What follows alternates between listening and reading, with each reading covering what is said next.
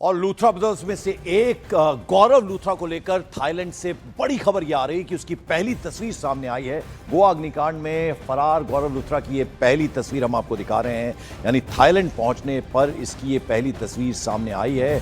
और जैसे कि आपको मालूम है, लूथरा ब्रदर्स जो है ब्लू कॉर्नर नोटिस इनके लिए जारी कर दिया गया है और तमाम जो पब्स हैं गोवा में उस पर बुलडोजर एक्शन के भी निर्देश प्रमोद सावंत जो चीफ मिनिस्टर हैं गोवा के, उनकी तरफ से दे दिए गए हैं। तो बड़ा एक्शन हो रहा है और गोवा अग्निकांड में फरार गौरव लूथरा की ये तस्वीर आप देख रहे हैं और ये पहली तस्वीर अब सामने आ गई है। थाईलैंड से ये तस्वीर सामने आई है। विवेक गुप्ता मेरे सहयोगी इस वक्त फोन लाइन पर हमारे साथ। विवेक, ये पहली तस्वीर आई है, थाईलैंड में पहुंचने के बाद की तस्वीर है ये शायद?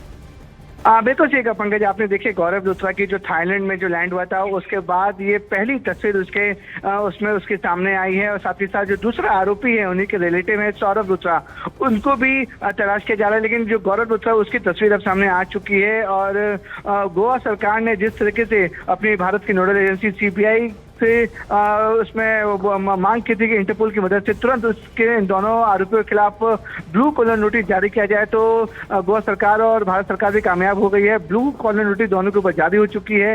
दोनों फिलहाल थाईलैंड में है और गोवा पुलिस और गोवा सरकार पूरी तरह से कॉन्फिडेंट है कि बहुत जल्द जो 25 लोगों की मौत हुई थी उसके जिम्मेदार ये दोनों लूथरा ब्रदर्स गौरव लूथरा सौरभ लूथरा को जल्द ही भारत लाएगा और उनके ऊपर कड़ी कानूनी कार्रवाई की जाएगी। बिल्कुल विवेक, और जिस तरह से फरार हुए हैं इससे इंटेंशंस क्लियर होती हैं। 25 लोगों की दुखद मौत हो गई इनके पब में और ऐसे में ये फरार हो जाते हैं तो अब जाहिर बात है अब ये बड़ा क्राइम हो जाता है उस तरीके से।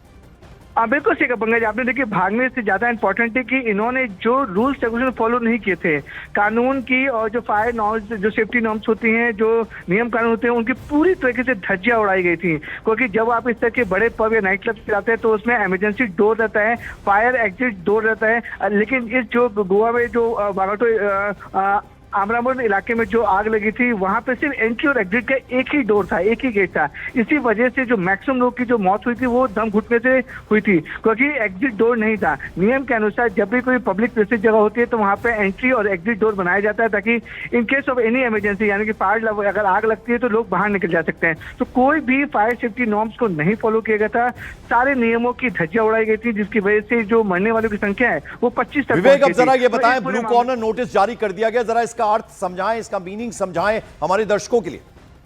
देखिए इंटरपोल जो है एक इंटरनेशनल लेवल की एजेंसीज होती है, उसमें तमाम तरीके के जो नोटिस होते हैं, red corner, black corner, yellow corner, blue corner notice. Blue corner notice इसलिए भी अहम है क्योंकि ये जब नोटिस जारी हो जाती है तो उसका मतलब होता है कि जो आरोपी के खिलाफ ये नोटिस जारी हुई है उसने अपने देश में कुछ क्रिमिनल क्राइम किया है, क्रिमिनल इन्वेस्टिगेशन के लिए उस देश की पुलिस उसे ढूंढ रही है। और इसी वजह से जहां भी ये देश में दिखता है या दूसरे देश में उसकी पहचान होती है तो तुरंत इसे डिटेन किया जाए। इसलिए ब्लू कॉर्नर नोटिस जारी की गई है ताकि पूरे देश में, अगर पूरी दुनिया में कहीं भी होगी तो उनकी जो पुलिस होती है दूसरे देशों की या इमिग्रेशन पे होती है उसे तुरंत डिटेन करती है। वो डिटेन करने के बाद अथॉरिटीज ने इंटरपोल को जांच दी थी कि हमने ये XYZ को डिटेन किया है और फिर इंटरपोल जो होती है उस देश की नोडल एजेंसी यानी सीबीआई को जांच देती है कि हमने इस आरोपी को पकड़ लिया है। थैंक यू सो मच विवेक, ये सारी जो जानकारी आपने दी, अपडेट दिया। ये तस्वीर आप देख रहे हैं, गौरव लूथरा फरार है और इसकी ये पहली तस्वीर यानी थाईलैंड लैंड होने के बाद ये पहली तस्वीर अब सामने आई जो इस वक्त आपकी टेलीविजन स्क्रीन पर है।